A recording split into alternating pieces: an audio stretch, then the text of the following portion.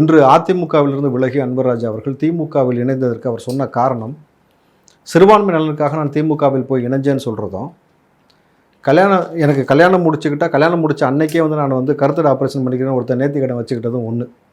ஏன்னா என்றைக்குமே சிறுபான்மை நலனுக்காக திமுக இன்றைக்கு இருக்க கலச்சூழலில் எந்த நலனும் செய்யாமல் சிறுபான்மை மக்களுக்கும் தலித் மக்களுக்கும் எவ்வளவு பெரிய இன்னல்களை ஏற்படுத்தி கொண்டிருக்கக்கூடிய இந்த கலச்சூழலில் இன்றைக்கு அவர் போய் இணைந்த அடுத்த நொடியே தளபதி ஸ்டாலின் ஒரு புகழாரம் பாடுவதும் இந்த ஆட்சியை குறித்து பெருமையாக பேசுவதும் என்பது மக்களுக்கு எவ்வளோ பெரிய ஒரு மோசமான ஒரு முன்னுதாரணமாக இவர் இருக்கிறான்னு நீங்கள் புரிஞ்சுக்கணும். ஏனென்றால் நீங்கள் சேர்ந்த அடுத்த நொடியே இந்த ஆட்சி புனிதமான ஆட்சி நீங்கள் பேசுகிறது தான் மிக வேதனையான விஷயம். ஸோ சிறுபான்மை சார்ந்த இஸ்லாமிய சொந்தங்களும் சரி, கிறிஸ்தவ சொந்தங்களும் சரி, குறிப்பாக தலித் மக்களும் நீங்கள் எல்லோருமே புரிந்து கொள்ள வேண்டிய ஒரு விஷயம் என்னன்னாக்கா, இவர் போய் சேர்ந்து அடுத்த நொடியே புகழாரம் பாடுவது என்னது, எதற்காக பாடுறார் திமுகவினாக்கா, சிறுபான்மை நலனுக்காக இவர் பாடுபட போவது கிடையாது. இவர் முழுக்க முழுக்க தன்னுடைய சுய ஆதாயத்திற்காக திமுகவில் போய் சேர்ந்திருக்காரு.